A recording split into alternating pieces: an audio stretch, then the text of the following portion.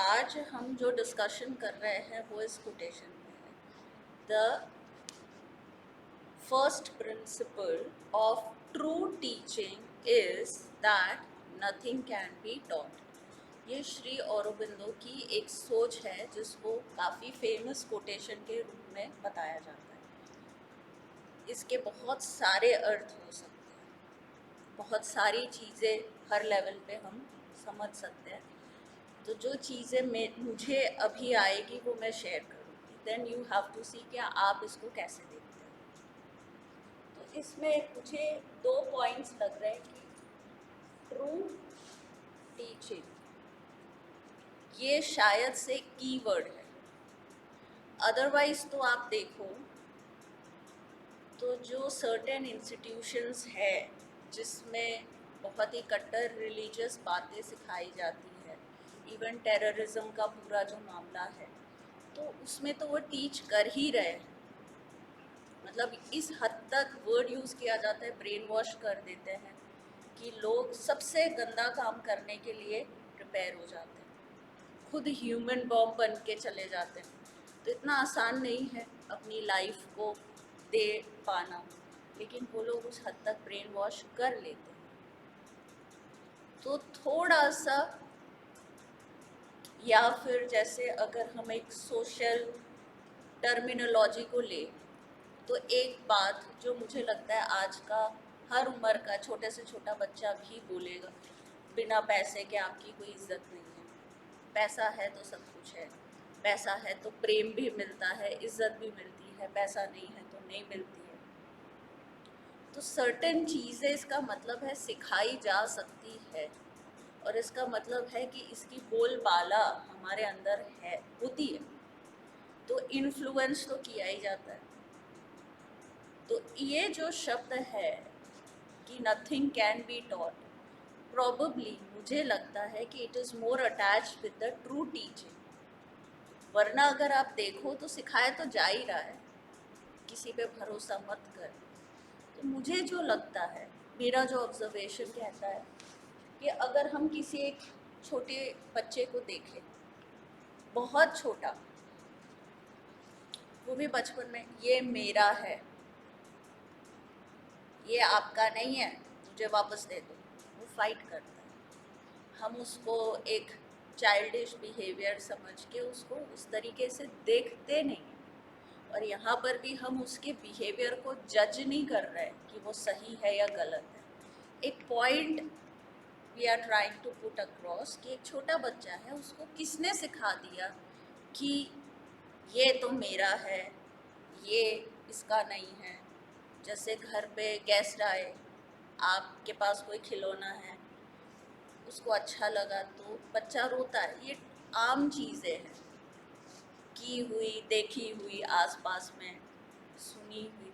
बच्चा बोलेगा मेरी चीज़ उनको दे दी, तो उसको कहाँ से ये बोध आता है? कौन सिखाता है उसको? कोई नहीं सिखा रहा। उसके पास ब्रेन नामक चीज़ तो है नहीं, बट वो आइडेंटिफिकेशन तो है ही कि ये मेरा सामान है और ये मेरे लोग नहीं है और ये उनको दिया गया। तो वो मुंह भी फुलाता है कि मेरी चीज़ आपने उनको दे दी, मैं इस गुड़िया से खेलती थी उसको दे दी, मेरी ये कार होती थी आपने उसको दे दी। तो मेरे तेरे का भाव बच्चे को सिखाने की ज़रूरत नहीं है ना। ये मेरा घर है, आप यहाँ क्यों आए? जब छोटा बच्चा बोलता है तो कोई बुरा मानता नहीं है। ये मेरी खाट है, ये मेरा रूम है, यहाँ से सब बाहर निकलो, तो मेरा है। ये कौन सिखा रहा है उसको? किसी ने सिखाया नहीं है। तो इसको हम अच्छा या बुरा नहीं समझ के, ये जो लर्निंग है, मतलब दिस इज माइन ना, मेरा, ये उसके अंदर है। ठीक है। अब छोटा बच्चा है, खेल रहा है, खेलते खेलते उससे घर में कोई चीज़ फूट गई, तो उसके अंदर एक फियर आता है। किसने सिखाया? किसी ने सिखाया नहीं, बट वो फियर को समझता है और उस फियर में वो क्या करने की कोशिश करता है? झूठ बोलने की। जितना ज़्यादा वो भोला होता है उतने कमज़ोर झूठ बोलता है, या ये कह देते हैं कि जितना कम स्मार्ट है, कम इंटेलिजेंट है, सीधा साधा है, तो वो झूठ ऐसे बनाएगा जो किसी के गले नहीं उतरते, लेकिन वो पकड़ा जाता है। बट उसको किसने सिखाया? किसी ने। स्कूल जाने लगता है, मान लो घर में 3-4 बच्चे हैं, तो एक बच्चे को कहा जाता है देख वो कितना पढ़ता है, तू अपने तरफ देख। कंपैरिजन जब हम करना शुरू करते हैं तो उसके अंदर एक जेलसी उत्पन्न होती है। वो ब्रदर या वो सिस्टर या वो जो कज़िन जो भी है उसके प्रति वो सदाई के इसके कारण मेरी पढ़ाई कभी नहीं होती, ये भाव उसके अंदर ऑटोमेटिकली आता है। ऑटोमेटिकली वो क्या कोशिश करता है कि उसको मैं नीचे कैसे दिखाऊं। इसमें इलविल की बातें हम नहीं कर रहे हैं, एक बचकानी हरकतों की हम बात कर रहे हैं जो एक बचपन में होती है। मैं तो पढ़ने बैठ गया था, वो नहीं पढ़ने बैठा था, मैं तो ऐसे कर रहा था, वो तो नहीं कर रहा था। तो जस्टिफिकेशन, जेलसी, ये सब हम बचपन से करते आते हैं, है ना। तो जब हम टीचिंग की बात करते हैं तो ये चीज़ें तो टीच करने की ज़रूरत नहीं है। तो सारे तो कैसे लिखे, पर अब जैसे हम बोल देते हैं कि भाई लाइज, है ना, झूठ बोलना, फाइट, कंपैरिजन, तो ये सारी चीज़ें हम बचपन से बहुत छोटे लेवल पे करना सीख जाते हैं। तो हमने स्टोरी कहाँ से शुरू करी कि भाई एक छोटा बच्चा है, उसका खिलौना अपने अपने रिलेटिव्स को दे दिया, ये तो मेरी कार होती थी, मेरा कार दे दिया, मेरा गद्दा दे दिया। ये लोग आते हैं जब हमेशा मेरे साथ ऐसा होता है, मुझे तो अच्छे ही नहीं लगते ये लोग, मेरी चीज़ें शेयर करी जाती है बिना मुझसे पूछे, तो ये मेरा है और इस पर मेरा अधिकार है, उनका नहीं, ये सिखाने की ज़रूरत नहीं पड़ती। फिर उससे कोई छोटी मोटी गलती हो जाती है तो झूठ बोलना किसी को सिखाया थोड़ी जाता है, झूठ बोलने की ट्रेनिंग हमको कभी नहीं मिली, लेकिन हम अपनी अपनी क्षमता के अनुसार झूठ बोल लेते हैं, उतनी महारत से झूठ बोल लेते हैं। तो ये स्किल्स ऐसे हैं जो हर ह्यूमन बीइंग को अवेलेबल है, ठीक है। अब इसको हम शिक्षा के साथ जोड़ते हैं कि जब हम ये कह रहे हैं कि ट्रू टीचिंग का पहला सिद्धांत ये है कि कभी भी किसी को कुछ भी सिखाया नहीं जा सकता, शायद इसलिए कि समस्या बहुत बड़ी है जिसके अंदर ये है, उसको आप ये कह रहे हो कि प्रेम से शेयर करना सीखो। उसके लिए ये फॉरेन चीज़ है, उसके लिए नेचुरल चीज़ क्या है, ये मेरा है, मैं किसी को नहीं दूंगा। किसी ने बताया नहीं है उसे कि ये तेरा क्यों है, कैसे हो गया, कहाँ पे लेबल लगा हुआ। तो जब आप ट्रू टीचिंग की बात करते हो, आप किसी को बोलते हो सच बोलो, be courageous, fight for truth, है ना, आप बोलते हो कि भाई इसको आप हम्बलनेस से वो करो, तो इसके हम ऑपोजिट चीज़ें उनके बीइंग में घुसाने की कोशिश करते हैं। इसके लिए आप किसी को ब्रेन वॉश नहीं कर सकते, बिकॉज ये हमारे लिए नेचुरल नहीं है। थोड़ा सा वो बच्चा बड़ा होता है, क्या पता दुनिया, मतलब ये मैं एक ऐसी चीज़ सुनती आ रही हूँ, जब मैं छोटी थी तो उसके पहले के जो नॉवेल्स होते थे उसमें लिखी होती थी, फिर हमारे समय में भी सेम चीज़, कभी किसी का भरोसा मत करना, पूरी दुनिया भरोसे के काबिल नहीं है, हाँ सब स्वार्थी है। ये मैं वहाँ मेरे से 50 साल पहले की राइट अप में पढ़ती थी क्योंकि शौक था, तो गुजराती कहानियों में पढ़ा, खुद मतलब बड़े मॉडर्न स्कूल्स में पढ़े सो कॉल्ड, लेकिन उसमें भी यही बात सिखाई जाती थी।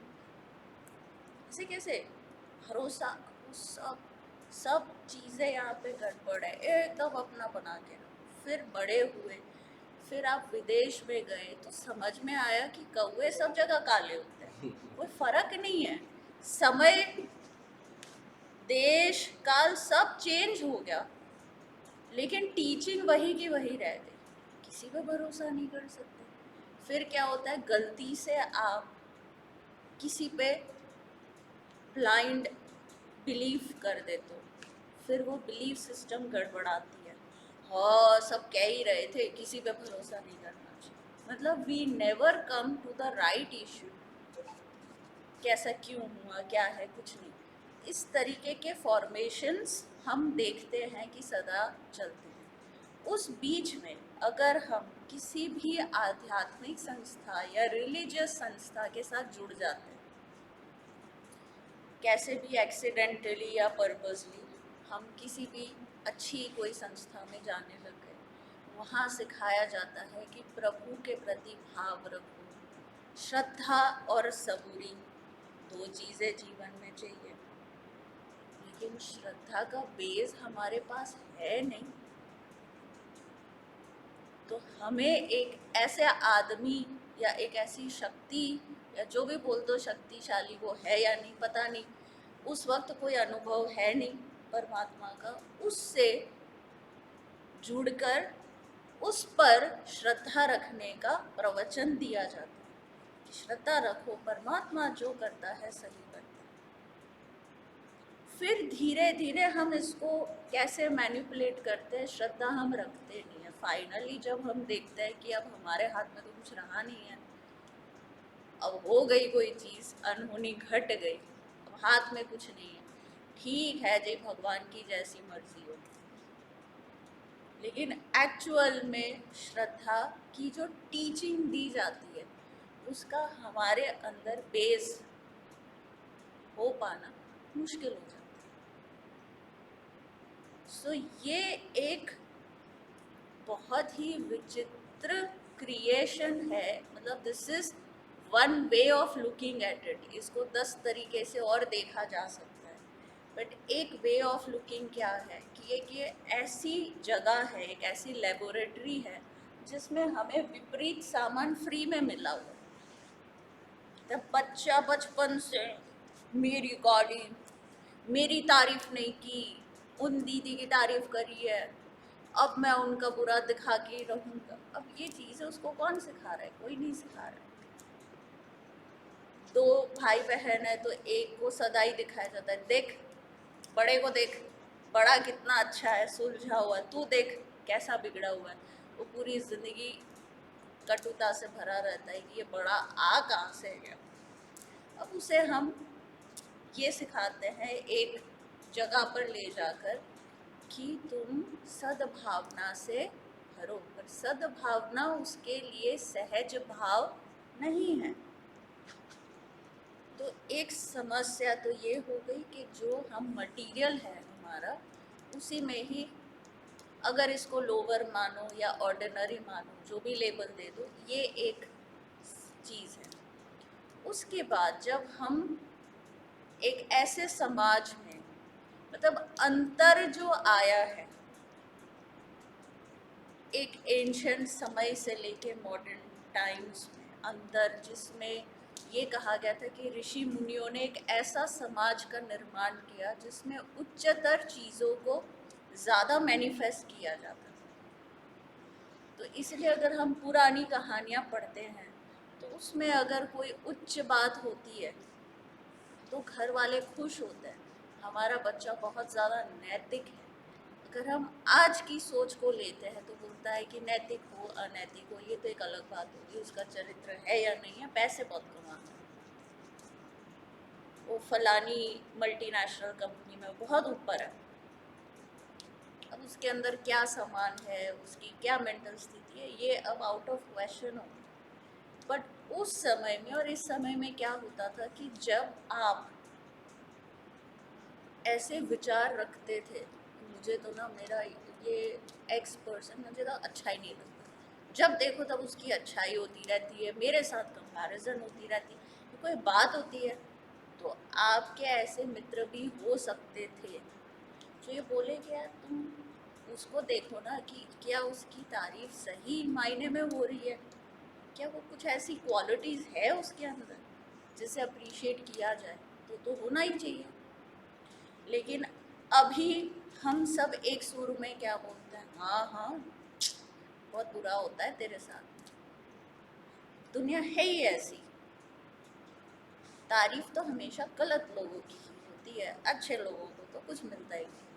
तो हमने धीरे धीरे क्या फॉर्मेशंस को जोर देना स्टार्ट कर दिया, जो डाउनग्रेडेड है, जो फेथ के खिलाफ है, अच्छाई के खिलाफ है।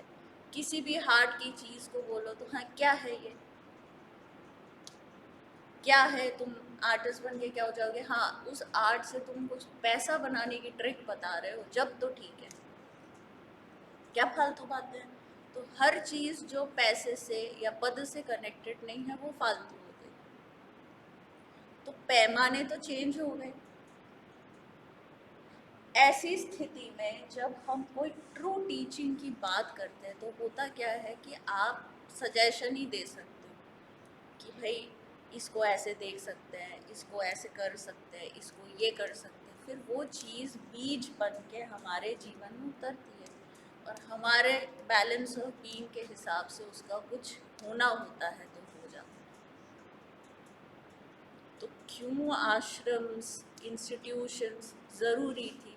एक समय पे हम लोग भी सोचते थे कि ये क्या फालतू वेस्टेज ऑफ पैसा है, लेकिन अगर ये संस्थाएं जैसी भी है अभी भी है, अगर उनको हटा दो तो ऐसी तो कोई एग्जाम्पल ही नहीं बचता जहाँ कम से कम ये बातें जीने की तो कौन गारंटी दे सकता है, पर हो तो रही है।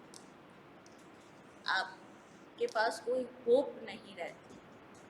तो अचानक से जब ये चीज़ें मार्केट में नीचे जा रही थी, मतलब हम तो बहुत ज़्यादा ऐसे कट थ्रोट कंपटीशन वाली बातें करें, तो एक समय पे क्या हुआ, अध्यात्म का मार्केट नीचे जा रहा था, स्टॉक मार्केट ऊपर जा रहा था।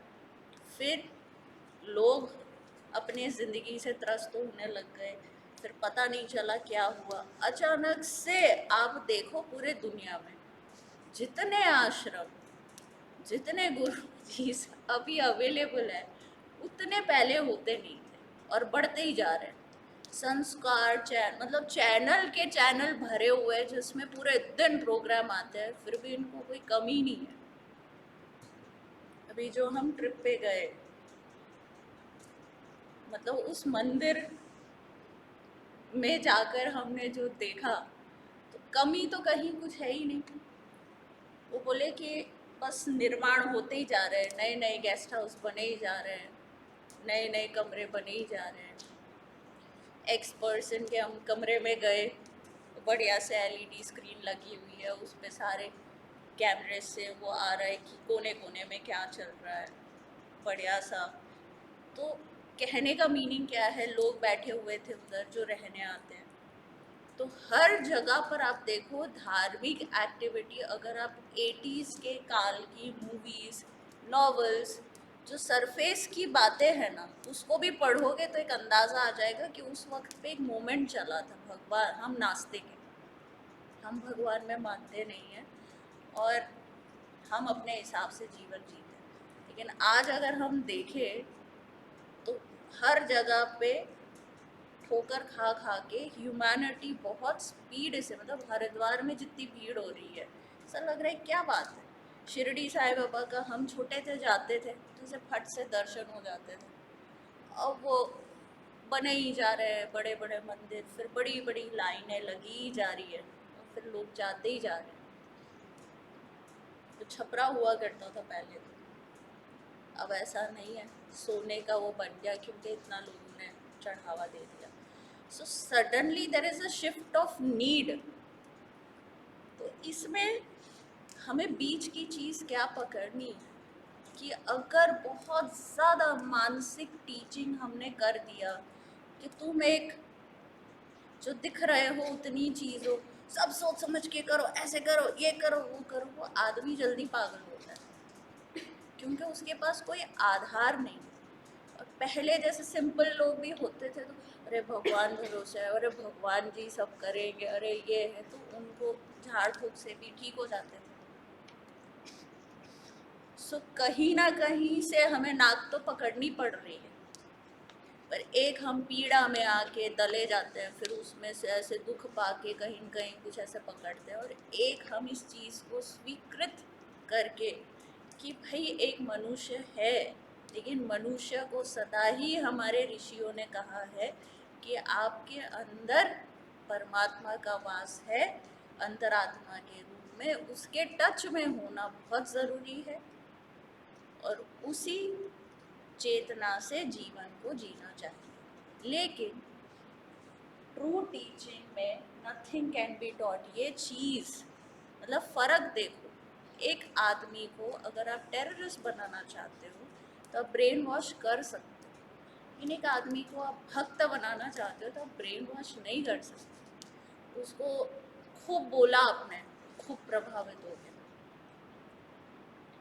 लेकिन टेररिस्ट को तो क्या है, हर चीज़ की सहूलत मिलती है, फिर उसको एक पर्क है कि तू मर जाएगा तो नर्क में जाके तेरे पास इतना इतना, अल्लाह के पास जाएगा तो इतनी हूर मिलेगी, इतना ये मिलेगा, इतना वो मिलेगा, है ना। लेकिन भक्त के पास तो क्या है, दिखता तो यही है कि जो भगवान के रास्ते जाता है उसको इज्जत भी नहीं मिलती, सपोर्ट भी नहीं मिलता, साथ भी नहीं मिलता, तो ऐसे ये तो बहुत खतरनाक रास्ता है। इसके लिए ब्रेन वॉश करना मुश्किल है, गलत चीज़ के लिए ब्रेन वॉश करना बहुत ज़्यादा आसान है, क्योंकि वो सामान हमारे पास है, ये सिखाने की ज़रूरत ही नहीं है। किसी पे भरोसा मत कर लेना, ये तो ऑलरेडी अंदर पड़ा हुआ है, उसको आपने बाहर से भी बोल दिया तो हाँ हाँ बात तो सही है, सारी दुनिया बेकार है। तो आज फिर अगेन हम इस पे जाते हैं कि मॉर्निंग भजन में एक लाइन है कि आप क्या देते हो इस पे तो नज़र है नहीं, हमें क्या मिलता है उसी पे हमारी नज़र रहती है, लेकिन हम क्या दे रहे हैं इस पे तो हमारी नज़र जाती नहीं। तो कभी ये प्रश्न नहीं आता कि अगर दुनिया स्वार्थी है तो मैं क्या हूँ, मैं भी दुनिया का हिस्सा हूँ, एलियन तो हूँ नहीं, तो am I also part of that thing. अगर दुनिया स्वार्थी है तो क्या मैं भी स्वार्थी हूँ? मैं क्या किसी का निस्वार्थ रूप से 1% का भी साथ दे सकता हूँ? ये प्रश्न पे हम जाते नहीं हैं, इसमें दिक्कत आती है, इसके लिए ब्रेन वॉश नहीं किया जा सकता। लेकिन यहाँ पे ये बात को देखा ना, भरोसे नहीं करने चाहिए। आपने कितनों के भरोसे तोड़े तो आप भी उसी इक्वेशन का पार्ट हो, ये नहीं याद दिलाया जाता, है ना। प्रॉब्लम कहाँ पे आ जाती है, किसी पे भरोसा मत करना। हाँ हाँ बात सही है, किसी पे भरोसा नहीं करना चाहिए। कभी भी ये एग्जाम्पल नहीं दिया गया कि क्या आप पे कोई भरोसा रख सकता है, क्या आप किसी के भरोसे के काबिल हो in the whole entire world?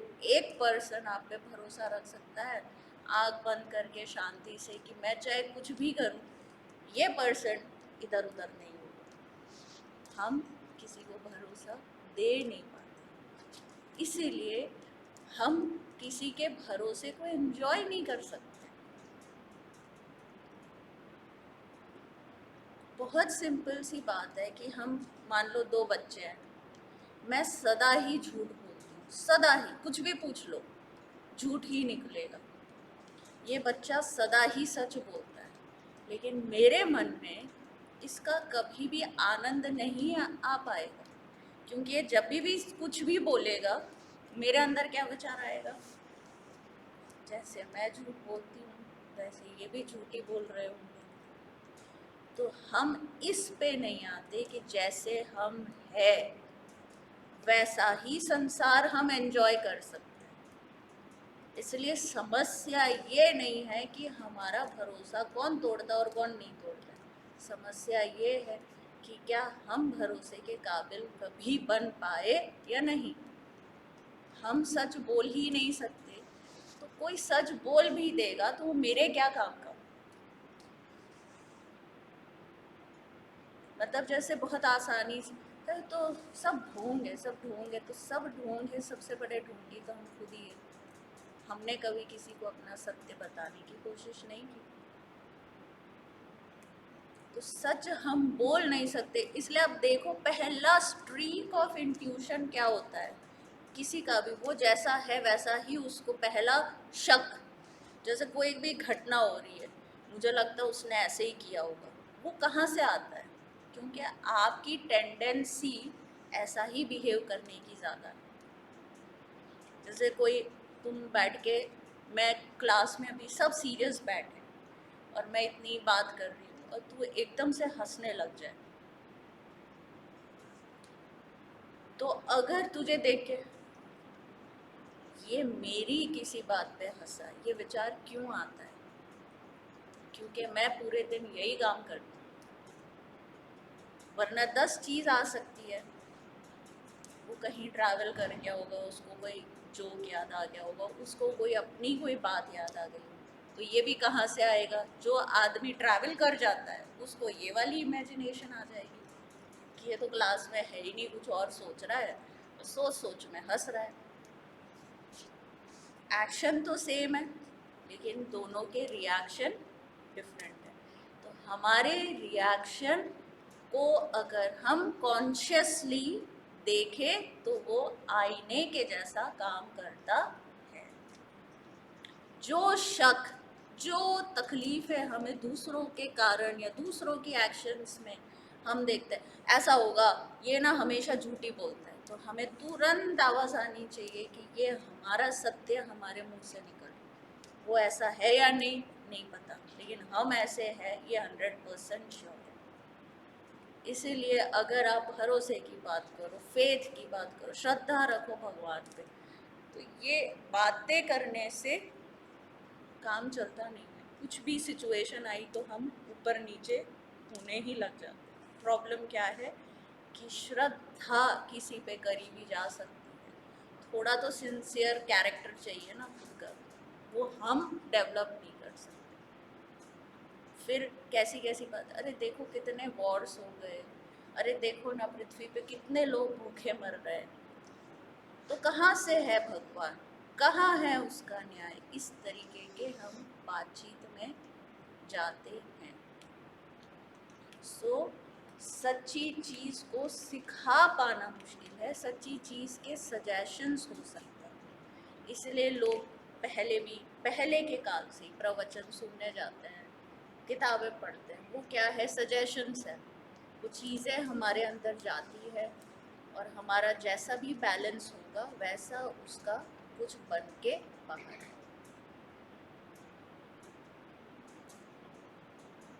तो ट्रू टीचिंग सिखा पाना मुश्किल है। कंपैरिजन किसके साथ अगर हम करें कि भाई अगर हमें किसी को कट्टर बनाना है, टेररिस्ट बनाना है, कट्टर कोई धार्मिक पर्सन, वो आसान है, क्योंकि वो चीज़ें तो, गुस्सा तो हमारे अंदर है, नफ़रत तो हमारे अंदर है, बचपन से हमें वो चीज़ करते आ रहे हैं।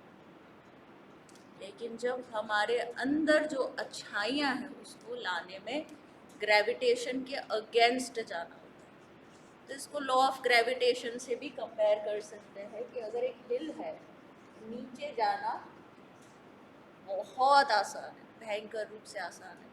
किसी को दिक्कत हो थोड़ा धक्का दे तो गुड़ गुड़ गुड़ करते पहुँच ही जाएगा, लेकिन किसी को नीचे से धक्का दे तो वो गुड़ गुड़ करके ऊपर नहीं पहुँचता है।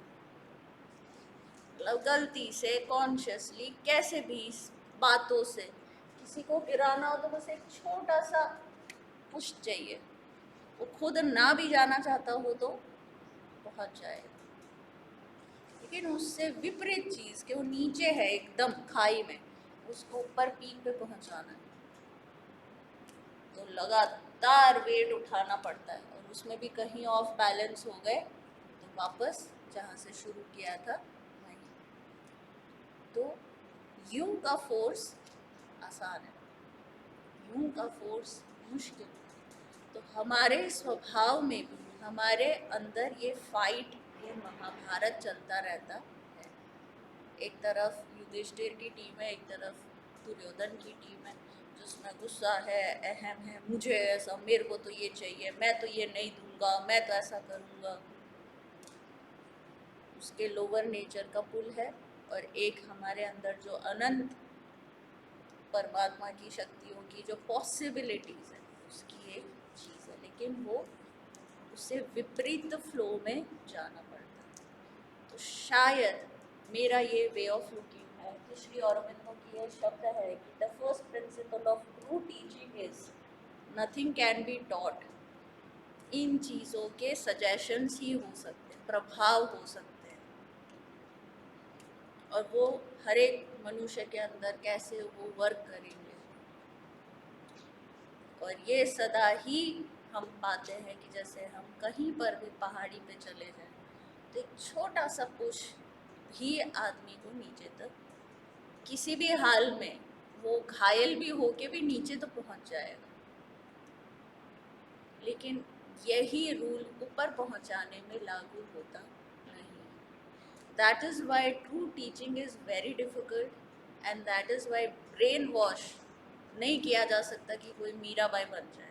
ब्रेन वॉश किया जा सकता है जब किसी को उड़ाना हो, भगवान को बुलाना हो तो ब्रेन वॉश करना मुश्किल है। तो ये मेरा देखने का नज़रिया है। अब आप लोगों को अपने अपने नज़रिए को इसमें ऐड करके आप इस स्टेटमेंट को कैसे बताना चाहते हो ये लिखना है विद एग्जाम्पल्स। ठीक है।